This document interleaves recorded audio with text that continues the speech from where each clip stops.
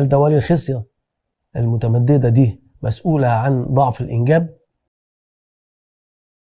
أيوه، بس في بعض الأحيان.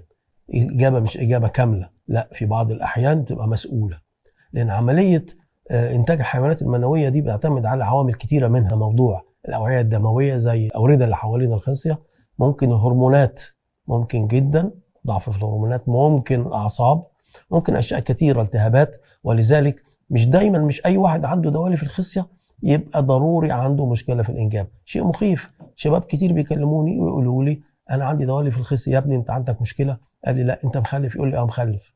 أقول له طيب تابع. بس ليه تابع؟ تابع مهم، لأن عدم وجود يعني أعراض مش معناه إن إحنا نسيب الحالة زي ما هي كده، لأن ممكن جدا جدا لو استمرت لفترة طويلة تعمل نوع من الضمور في الخصية.